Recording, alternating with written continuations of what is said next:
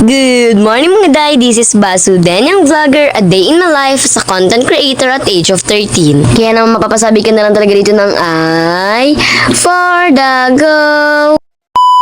Another day, another vlog, another meriendahan na naman nga ang lulutuin natin for today's vlog. Meron nga tayo itong sobrang ganda nga talagang bisita. Kaya naman pagluluto natin siya for today's vlog ng ubi turon dahil paborito niya nga ang purple. Ano ba yan si Ate Win? Kapag purple ang pagkain, talagang ginaganahan siyang kumain. Kahapon pa nga nakabili na nga kami ng ingredients kaya naman kinaumagahan niluto na talaga namin yan agad-agad. And syempre taga-video lang tayo for today's video dahil si mama naman yung marunong magluto niya. O baka sabihin niyo naman wala akong ambag. Meron po, kagandahan ko po. Ate. Yung kung nga lang din napansin na nagluluto nga kami ng ube tapos ito yung damit ko color purple din. Grabe naman na coincidence. Ang init nga ng panahon kaya naman ito nilabas ko na nga talaga dito nag-iisa kong Yakult dahil inubos na nga talaga ng mga kasama ko dito sa bahay yung Yakult ko. O diba yung tipong Yakult na nga lang ang pwede sa'yo inubusan ka pa. Char sharing is caring daw kaya go. Bale yan after naman nga po palang masaing ni mama itong ang ube na kanin natin for today's video. Kanin? Nilipat naman nga yan ni mama dito nga po sa may kawali na nilagyan niya nga ng butter na tinunaw. This time nga namin to gagawin at hindi pala siya ganun kadali. Bakit yung mga nakikita namin nagbebenta dito parang sobrang dali lang ng gawa nila? Medyo mahirap nga siyang gawin pero tignan niyo naman ang Ate Win niyo sobrang bait tumutulong. Plus point ka sa akin. Ganyan po talaga yan siya si Ate Win. Simula nung bata pa gusto niya talaga yung nakikitulong na talaga siya sa mga ginagawa namin. Balen after nga po palang maluto binalot na rin nga po pala yan sa lumpia wrap at si mama nang ang gumawa dahil siya naman ang marunong at magaling. Diyos ko baka kung ako ang gumawa yan hindi yan maging turon mga be. Commercial muna tayo muntik na nga magkagising ang baby storm kaya naman tinabihan ko muna para matulog uli. May mga gawa pa kasi ang mga tao dito kaya naman wala pa magbabantay sa kanya. Saka medyo maikli pa rin nga ang tulog niya kaya naman kailangan pa ng konting pahinga. Char! Bala yan dahil na-miss ko nga mag-plating. Eto nag-plating na nga ang ate girl mo. Grabe pang malakasan kahit sobrang init nung turon kinamay niya. O diba grabe naman. Parang pwede na to ibenta pang malakasan na. O siya sige bili-bili na kayo dyan. 20 pesos na lang isa. Sobrang mahal kasi nang ginamit namin ng mga ingredients kaya naman wala na magreklamo pa. Char! By the way naka-vlog din ang ating basudanyang Win kaya naman abangan niyo yung vlog niya at panoorin niyo na rin. Go! Tapos ayan minukbang ko na nga niya dahil medyo nakakagutom at nakakatakam na talaga yung lasa niya. Kanina nga before nga talaga tumaluto bago nga ilagay sa lumpia wrapper minumukbang ko na to sobrang sarap talaga. Aba ay sorry na nga kung nagutom ko ulit kayong gabi hayaan niyo na papadala dyan sa inyo ng Jollibee basta kayo magbabayad. Char! Medyo mainit-init pa nga siya sa mga oras na yan kaya medyo mahirap pa nga kainin pero carry na rin dahil mas masarap nga to pag mainit. Sinate ko nga siya ng 10 out of 10 dahil gawa nga namin to and grabe sobrang sarap ng cheese neto be. Sobrang sarap nga nito mga be tapos sobrang perfect pang meriendahan kaya naman gumawa na rin kayo nito agad-agad ngayon na. Char! Kasi comment nyo na rin nga sa baba yung picture kung gumawa ba talaga kayo o hindi.